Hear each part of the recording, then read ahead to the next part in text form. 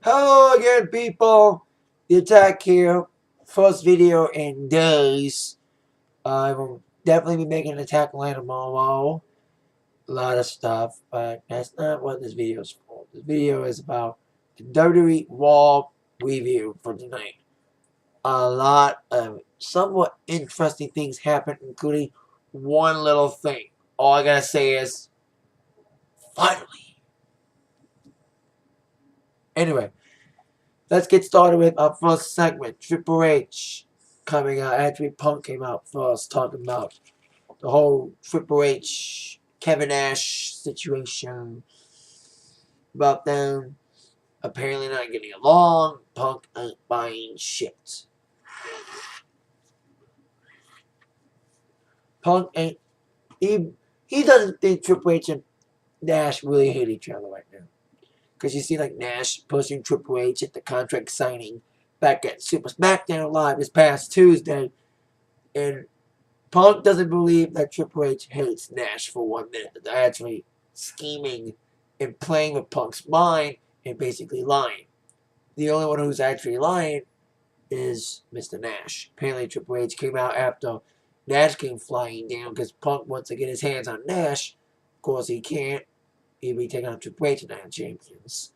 So Triple H came out saying, listen, I talked to the Staples Center because we heard when Nash came back after SummerSlam, he said that he sent Triple H apparently sent him a text on his to Kevin Nash's phone that said take out the winner. Well, apparently Nash snuck into the venue according to Staples Center security cameras, according to Triple H's storyline situation, saying that Nash snuck into the office of Triple H and used Triple H's phone to basically text himself. So Nash is the liar. Nash's ego got the best of him. Again, like I said, Nash's ego, he wants to be the big guy. He wants to be relevant again. CM Punk's like, I agree with Punk on him saying, you haven't been relevant since 1994 when you won the title. You know, your career's been dead. You're like, sameness. Because Punk wants change, and Nash is the same ego mind, same hair, same shit, same old bully Nash as usual. Basically, what Punk is saying, I mostly agree with it. And later on tonight, Triple H named a stipulation for him and Punk, no DQ. Another stipulation came. Triple H loses, he will be forced to resign as COO. Did not see that coming for 1 minute, but them putting Triple H's position as COO. Maybe I could have saw that coming, but it's too soon in my mind. Because the only reason why to make it Triple H and Punk so early, because I heard they were supposed to buy at Survivor Series, which was advertised tonight, because tickets are going on sale. We all know The Rock is supposed to be making an appearance at Survivor Series. It's not ironic. I'll get to that later. Anyway, Punk and Triple H should have been later. The only reason I did is because Nash is apparently injured. So, to make a Punk and Cena, Punk and Triple H early in Survivor Series, make it Iron Champions. They should have booked it up like they've been booking it well, but they should have had a longer time with it. Instead of just rushing it to make it be Iron Champions, because Nash is injured. We'll see how the match goes. I'm worried Triple H doesn't bury Punk. But I think we'll see what happens, because after the segment, Nash got fired from Triple H. And we saw that John Laurinaitis got into Nash's limo. That's what I'm thinking. Like, Laurinaitis and Nash are up to something. You've been seeing them talking a lot. Apparently, like I said, Laurinaitis is the last McMahon stooge. So Laurinaitis and Nash are working something together, probably in cahoots, and probably setting up for Nash's big comeback and rehiring when he comes out and then a champion. I bet you $10 he'll probably attack Punk and Triple H and then champions. And I smell a Nash Punk at vengeance if Nash does get rehired, storyline wise. At that segment, on to our very first match of the night, which was a tag team match. As the new tag team champions, El Boom took on the team of Madal Jamal Jindal Mahal and Mr. Khali. Okay, opener. Like, wrestling tonight was okay tonight. Let's say that much. Wrestling tonight itself on Raw was like okay at best. The segments and a commercial. We'll get to that in a second. So typical okay match, like Jinder got involved, and of course Khali got in, did some shit, and of course Air Boob got the victory, quick victory, and we found out tonight that Air Boob will be defending the WWE Tag Team Championship. Now we know that Orton, Henry, and Cena and Alberto, we get to them in a second. Those are the only titles matches that were revealed until tonight. Air Boob's now been assigned to face off against R-Truth and The Miz. The conspiracy team. And I'll get to them in a moment. So then after that match, like I said, they're promoting Survivor Series. Now we don't know what's supposed to show up. How equally opportunistic of the they advertised Survivor Series sale date for this Friday at MSG. And then they talked about The Rock getting 1 million followers. They're starting to promote The Rock. We know The Rock was going to be a Survivor Series. He advertised it himself on a YouTube video, and many people were reporting it, that WWE was going to start a campaign about Rock in Survivor Series. What is starting the campaigning by advertising Rock on Twitter, with King teasing Survivor Series will be electrifying. So they're starting to tease the people who don't know The Rock will be at Survivor Series to promote him and Cena. It makes sense because it'll be at MSG. It'll be 15-year anniversary of when Rock debuted in WWE at Madison Square Garden at Survivor Series. So it makes perfect sense. Our second match of the evening was a Divas match, as Eve took on Beth Phoenix in a match to determine who would face off against Kelly for the women's title. So we found out who's taking on tag champions. We found out who faces Kelly on champions. As I firmly would predict, Beth Phoenix got the victory over Eve in an okay Divas matchup for what it is. And of course, Natalia and Beth attacked Kelly. Actually, Natalia attacked Kelly. They were both commentating. And I smell Beth will win it. I think Beth will win the title. Like I said, Beth and Natalia are the opposite. They're like the current storylines with Punk, R-Truth, and Miz, and Beth and Natalia. They have one thing in common.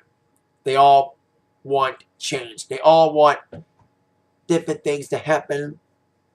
Different things to happen than the status quo. They're sick of cookie cutter people getting opportunities while they get shafted and get under-demoted and get fucked. Miz and Truth, conspiracy theories, Natalia and Beth, the pretty two-shoe divas over them, Punk, everyone kissing ass. Everyone's got the same motive.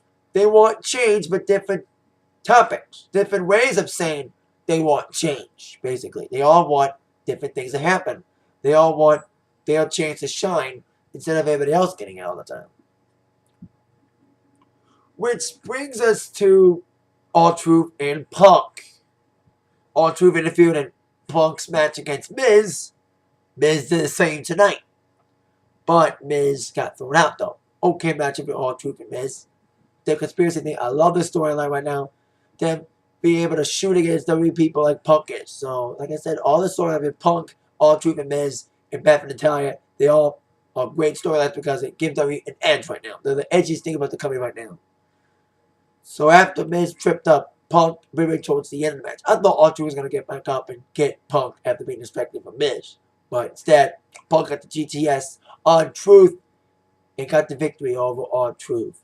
So, and we'll see how this helps R-Truth and Miz's momentum heading into the matchup against Air Boom. After the match, we saw some commotion. I've been hearing about this. I think a lot of wrestling fans have been hearing about this for years. About the being WWE Network. I heard they were supposed to have it this year, but the movie in 2012, the first commercial concerning the upcoming WWE Network was revealed tonight for 2012. They didn't say when in 2012. They said 2012. My thoughts on it. They're basically making WWE 24/7 a network. Because 24/7 is on the main network. We can watch wrestling 24/7 days a week. Now you can watch it as a network. Now, I'm hoping that when it comes to me and Comcast took forever to get WWE 24/7. So hopefully they get this network quick. And hopefully everything unedited and uncensored. Mostly the old shit. Unless they bleep the RAF and theme songs because of money issues.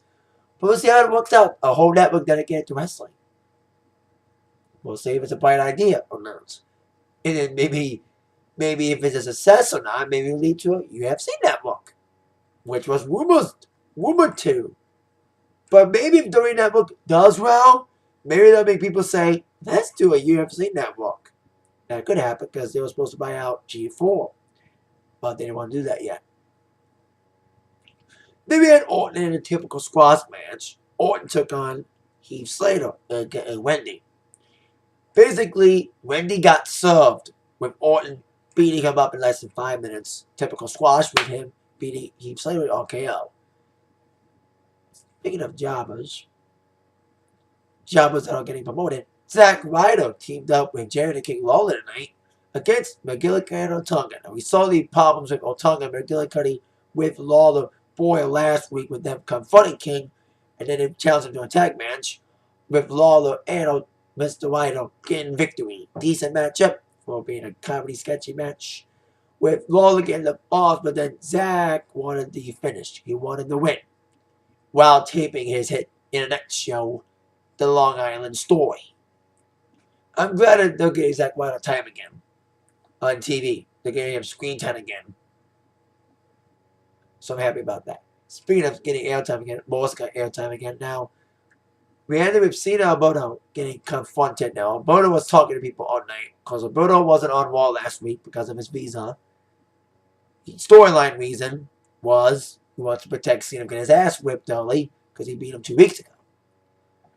So you saw throughout the night Alberto talking to Dolph Ziggler, talking to Jack Swagger, talking to Christian, talking to Wade Barrett, all these people who barely got beat up by Cena, especially Christian and Barrett, who got beat by Cena last week on SmackDown and Raw, respectfully. Christian tag, Wade Barrett, one-on-one match. So it's talking to all these people about attacking Cena. Incentive to beat up Cena. So then Alberto came out with Mercado, talking about how he wanted to protect Cena. And all of a sudden you had all these people coming out. You had Ziggler, you had Swagger, Barrett, and Christian come out, attack Cena. Then here comes Morrison, here comes AY, and here comes Sheamus. Teddy Long comes out, 8-man tag right now. Now I knew this was going to build a couple storylines. This was going to build specifically AY, Swagger, and Ziggler. We had the quick elimination of Morrison on Fire. The 8-man tag, decent matchup itself. Morrison getting first elimination over Swagger.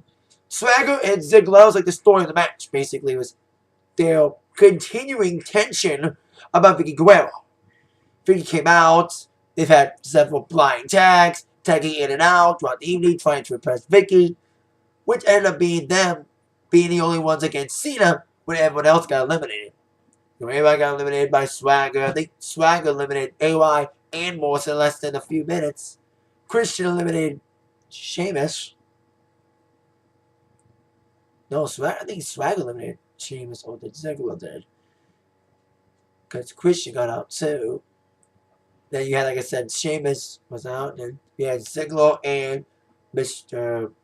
Swagger against Cena. And we all know what happened. Super Cena won again, basically. He got Ziggler out. They got, like I said, they continued fighting. So their storyline basically continues with them fighting over Vicky as usual. So I think Cena got the victory. He even got a 10-knuckle shuffle. Double 5-knuckle on Swagger and Ziggler. So we had the victory for Cena being the last man standing, as obviously. Because they can't have one heel beat Cena. Or we can't have Cena lose. He's unbeatable. Unless he loses to Alberto. And now the champions. Now it was okay. the biggest moment of the night was probably either Nash getting fired, but the biggest moment was probably the WWE Network commercial. We've been waiting a long time for it, and we're hoping it's a big success. Hope for a big success. But when it comes to the champions, we still don't know who's going to face Ziggler for the U.S. title.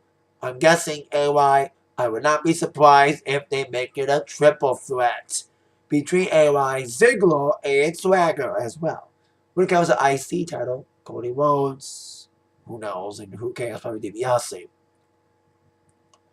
So that is my war review for tonight. I'll see you again for my first attack line since Wednesday. We'll be talking all about the Peach Fest and everything else in Attack by the review from Zach. Thank you very much. See ya. Bye-bye.